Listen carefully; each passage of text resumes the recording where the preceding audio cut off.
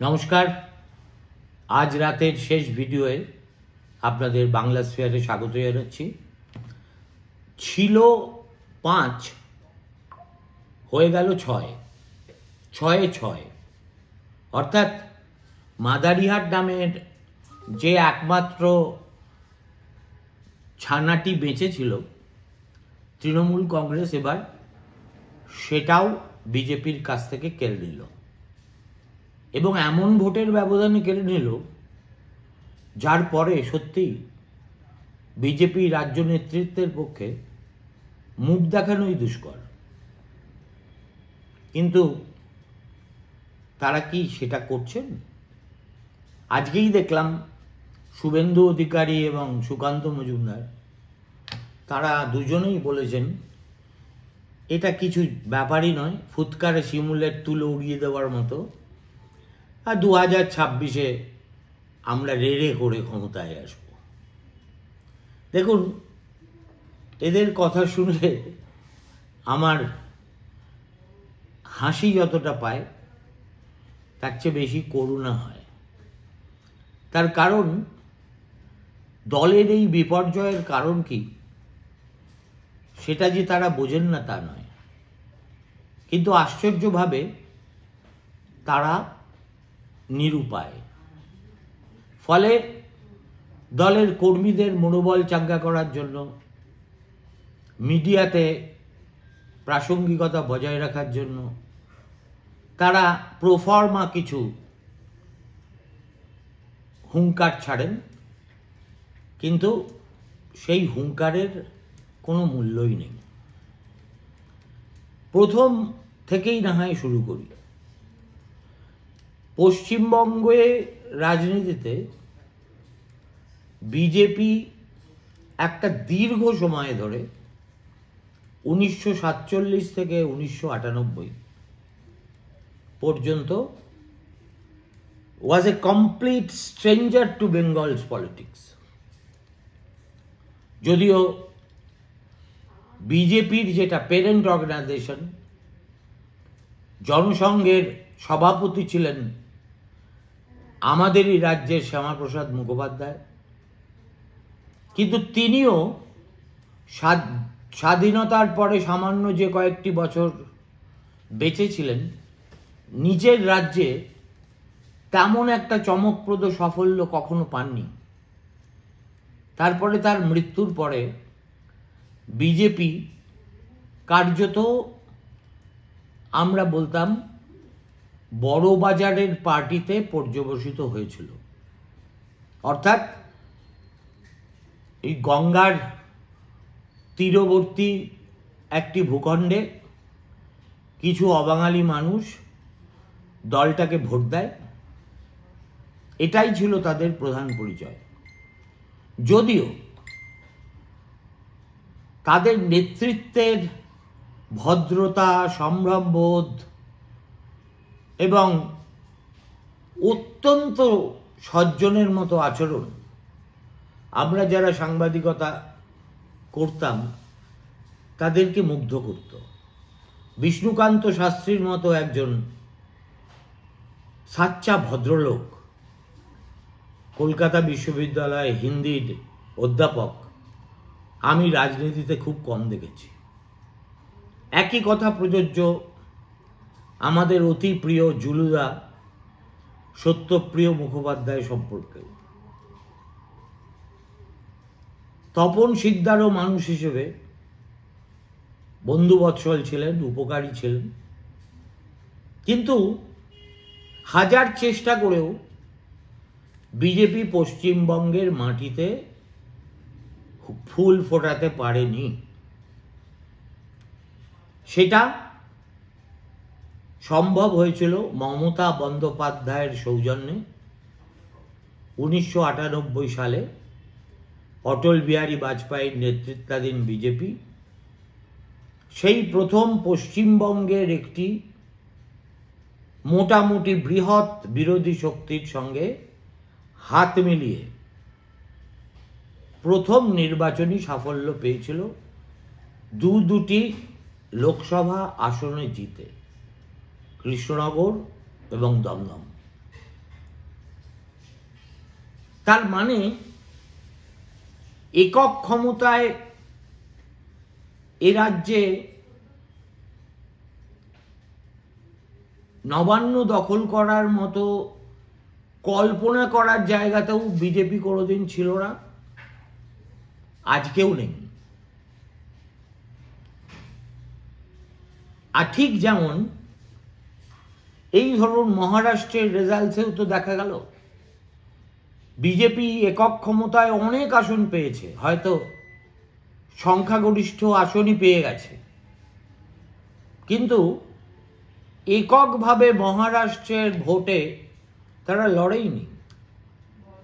বরাবর শিবসেনার সঙ্গে জোট বেঁধে লড়েছে। তারপরে যখন শিবসেনাকে ভাঙল একনাথ শিন্ডে, তারপরে অজিত পাওয়ার, সবাইকে নিয়ে ভোটটা করল। পশ্চিমবঙ্গে সেই রকম একটা পরিস্থিতি না থাকলে এককভাবে বিজেপির পক্ষে কিছু করা, মানে কার্যকর কিছু করা অসম্ভব। আর বিজেপির মহারাষ্ট্রে যে সুবিধা আছে, পশ্চিমবঙ্গে তো সেই সুবিধা নেই। মহারাষ্ট্রের শিবসেনা আদর্শগতভাবে বিজেপির যমজ ভাই। সুবিধাবাদী অজিত পাওয়ার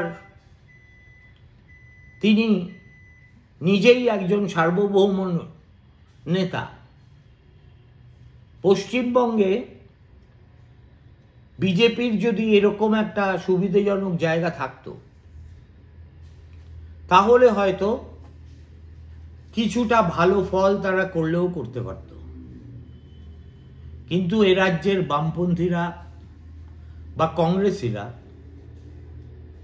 তারা হেরে পঞ্চভূতে বিলীন হয়ে যাবেন তাও সই, তবু তারা বিজেপির সঙ্গে নির্বাচনী জোট করবেন না। এটা আর কখনো সম্ভব হবে বলে আমার মনে হয় না।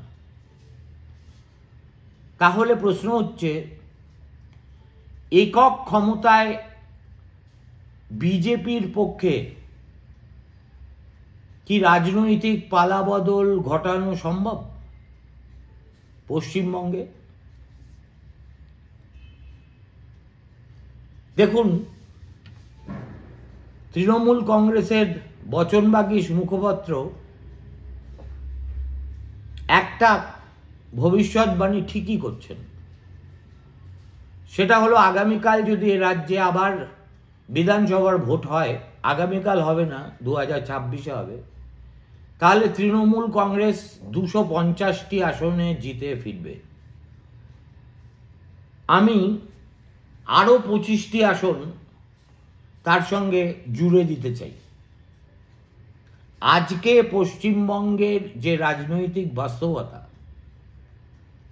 সেই পরিস্থিতিতে যদি ভোট হয় তাহলে তৃণমূল কংগ্রেস হয়তো পশ্চিমবঙ্গে সব বিধানসভা নির্বাচনের মধ্যে সবচেয়ে ভালো ফলাফল করবেই। এই কথাটা আমি দায়িত্ব নিয়েই বলছি। তাহলে কি এই যে চতুর্দিকে এত দুর্নীতি, একটা দলে যার দিকে তাকাবেন দেখে মনে হবে হয় চোর, নয় ডাকাত, নয় বাটপার, এত অনাচার, এত ব্যভিচার, আরজিকর কাণ্ড, তাকে কেন্দ্র করে এত উত্তাল আন্দোলন, এর কোনো প্রভাব কি জনমানুষে পড়ে না? পড়বে না? দেখুন, আমরা যে সময় সাংবাদিকতা শুরু করেছিলাম তখন রাজনীতিবিদদের ভালো মন্দ বিচারের একটা মানদণ্ড ছিল তাদের ব্যক্তিগত সততা এবং স্বচ্ছ ভাবমূর্তি। সুতরাং সেই মানদণ্ডে প্রায় প্রতিটি দলেই এমন অসংখ্য নেতা ছিলেন যাদের বিরুদ্ধে কোনো অভিযোগের আঙুল তোলার কোনো প্রশ্নই ছিল না। আমি নাম করতে চাই না, কিন্তু এরকম অজস্র নাম আমি বলে যেতে পারি।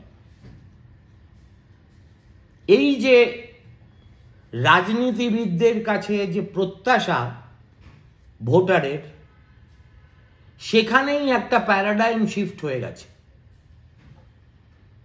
সেই প্যারাডাইম শিফটটা হলো,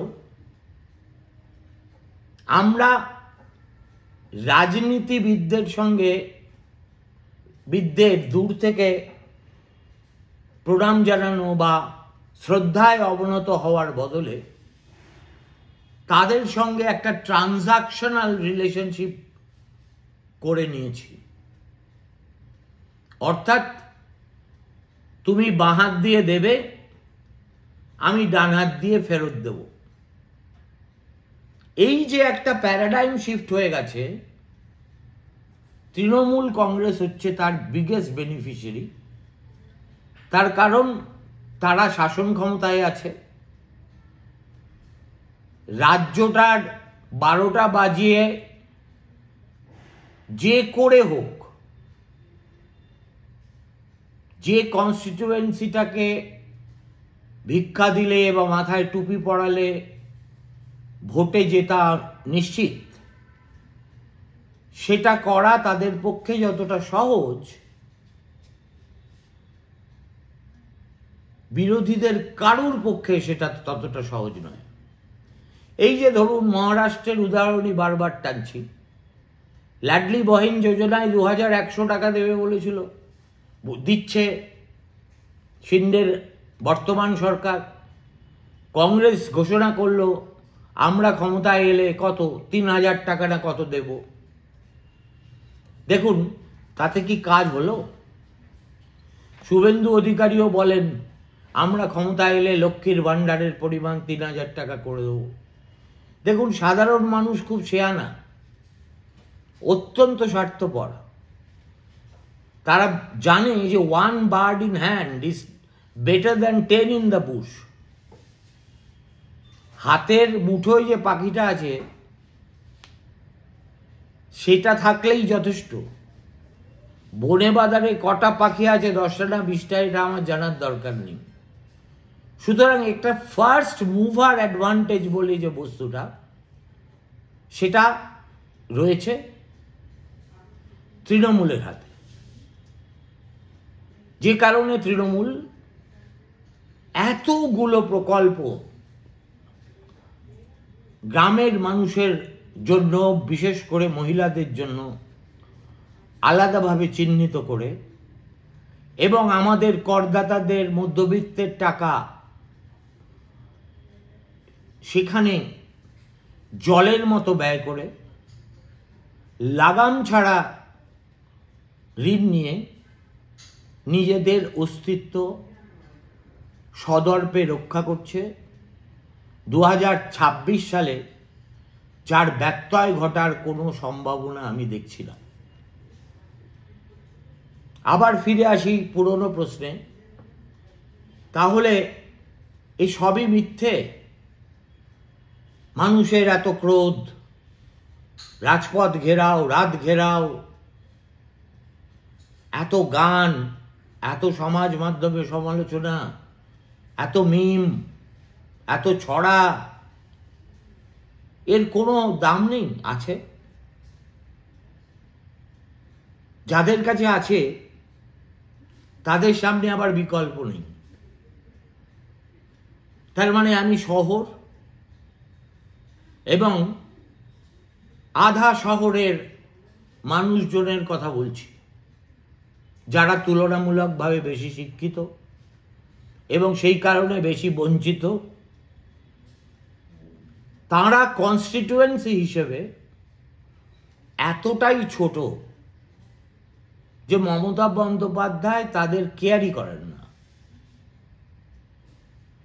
এমনকি কলকাতা শহরেও তিনি জানেন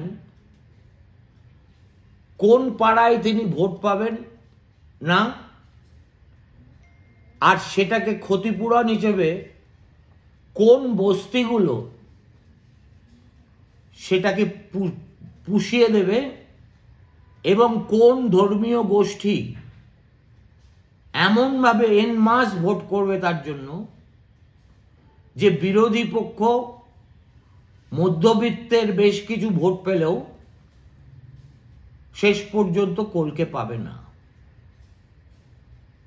দেখুন, এইটাই হচ্ছে হকিকত। বিজেপি নেতারা স্বীকার করলো কি না করলো তা দিয়ে যেটা বাস্তব সেটাকে অল্টার করা যায় না।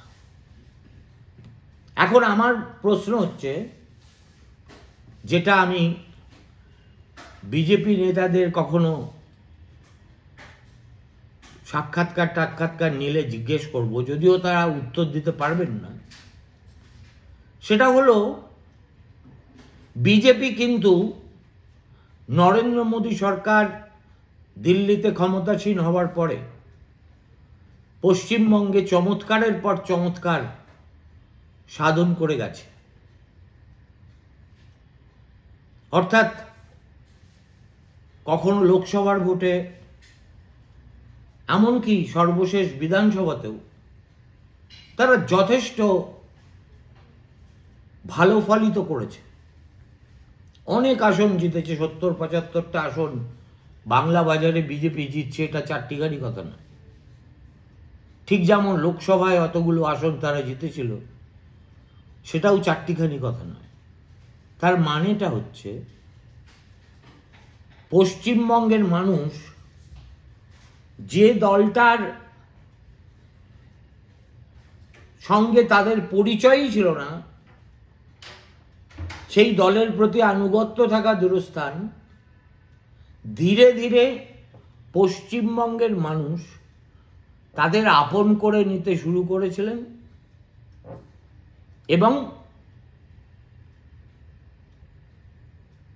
বিজেপি হঠাৎ করে ধূমকেতুর মতো বাংলার রাজনীতির রঙ্গমঞ্চে আবির্ভূত হলো। এটা কেন ঘটেছিল? হঠাৎ করে বিজেপির সমর্থকদের মধ্যে একটা জনস্ফীতি হয়েছিল বলে কি, নাকি হিন্দুত্বের প্লাবনে বঙ্গদেশ ভেসে গেছিল সেই কারণে? আদৌ নয়। সেটা হলো বিজেপিকে টিএমসির বিশ্বাসযোগ্য বিকল্প হিসেবে বাম ভোটাররা, এমনকি কংগ্রেসি ভোটারদের একটা অংশ ভাবতে শুরু করেছিল। তারাই বিজেপিকে ভোট দিয়ে বিজেপি শিবিরে সক্রিয় বা নিষ্ক্রিয়ভাবে থেকে এই ধরনের একটা সম্মানজনক রাজনৈতিক অবস্থানে বিজেপিকে নিয়ে এসেছে। মূল কথাটা হলো সেই বিশ্বাসযোগ্য বিকল্প বস্তুটা আর নেই। এবং এটা একদিনে হয়নি। 2014 সালে অনেকেই বাংলায় বিশ্বাস করত যে Narendra Modi is after all a very tough prime minister, strong man, তিনি যা বলেন তা করেন, যতটা গর্জন করেন ততটা না হলেও অনেকখানি বর্ষণ হয়। পশ্চিমবঙ্গের মানুষের অভিজ্ঞতা হলো 2014 থেকে আজ 2027, এই 13 বছরে সবচেয়ে ওপেনলি গার্ডেড সিক্রেটটা হলো বিজেপি সত্যি তৃণমূল কংগ্রেসকে রাজ্য থেকে উৎখাত করতে চায় কিনা তা নিয়ে বিজেপির নিজস্ব সমর্থকদের মধ্যেই সন্দেহ না, অলমোস্ট একটা ধারণা বদ্ধমূল হয়ে যাচ্ছে।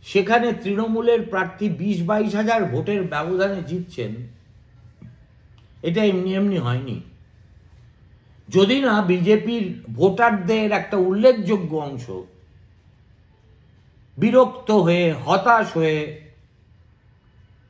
শেষ পর্যন্ত এরা কিছু করবে না এই বিশ্বাসে চালিত হয়ে তৃণমূলকেই ভোট দিয়েছে। দেবে না বা কেন? তৃণমূল করলে সরকারি সব সুযোগ সুবিধা, কলাটা মূলোটা পাওয়া যাবে, পুলিশ অযথা ঝামেলা করবে না। এই রাজ্যে বিরোধী দল করা তো is not like being in the opposition in any other state. There is a price tag. তার ফলে মহারাষ্ট্রের একজন বিজেপি ক্যাডার আর বাংলার একজন বিজেপি ক্যাডার, এদেরকে এক দাড়ি পাল্লায় রাখাই যায় না। এখানে যারা বিজেপি ক্যাডার, তাদের স্টেক অনেক বেশি, কোনো কোনো ক্ষেত্রে জীবনের ঝুঁকি নিয়ে তারা রাজনীতিটা করে। কিন্তু what have you given in return other than empty promises and damned lies? পশ্চিমবঙ্গের মানুষ জানে না where is the fountainhead of all these corruption? যে কোনো লোককে জিজ্ঞেস করুন, গ্রামে গঞ্জে, শিডিউল কাস্ট, শিডিউল ট্রাইব, যে কোনো তল্লাটে গিয়ে জিজ্ঞেস করুন, তারা দেখবেন হাসতে হাসতে ঠিক নামগুলো বলছে। তাদেরকে গারদে পড়া তো দূরস্থান, একটা সামনও করা হয় না। ফলে গতকাল পর্যন্ত বিজেপিকে যারা বিশ্বাস করতেন, আজ যদি তারা তাদের মনে হতে শুরু করে যে বিজেপি আসলে টিএমসির বি টিম, একদা যেটা এ রাজ্যের কংগ্রেসকে সিপিএম এর বি টিম বলে লোকে মনে করতে শুরু করেছিল, প্রধানত মমতা বন্দ্যোপাধ্যায়ের সৌজন্যে।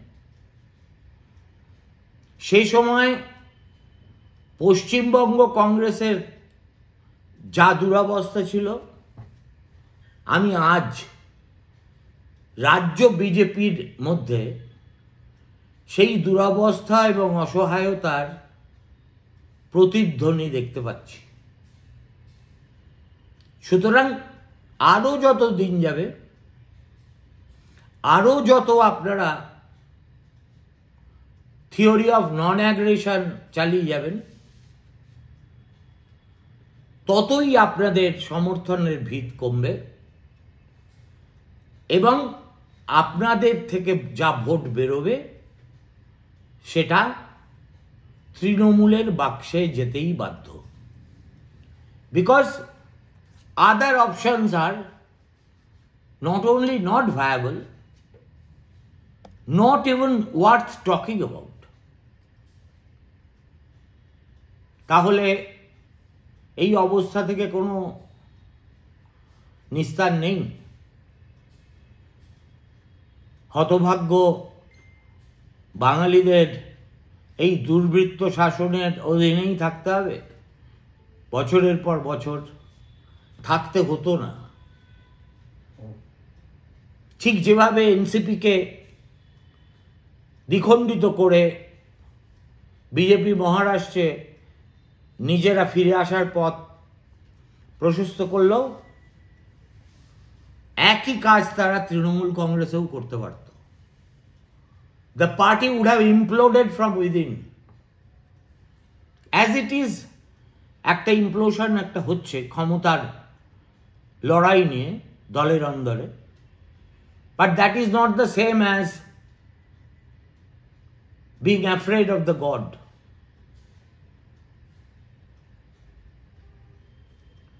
আপনারা তৃণমূল কংগ্রেসের যেটা আন্ডারবেলি, সেখানে কোনো আঘাত করবেন না। যে জায়গায় চেপে ধরলে গোটা দলটা তাসের ঘরের মতো ভেঙে পড়বে হই হই করে, আপনাদের সে কাজে কোনো রুচি নেই। আপনারা দু চারটে মন্ত্রী, তারও নিচের পল্টু ভল্টু জাতীয় নেতাদের কিছুদিনের জন্য জেলে রেখে মনে করছেন বাংলার মানুষকে ভোলানো যাবে। বাংলার মাটি দুর্জয় ঘাঁটি। মনে রেখো বিজেপি নেতৃত্ব। ভালো থাকবেন। শুভরাত্রি। নমস্কার।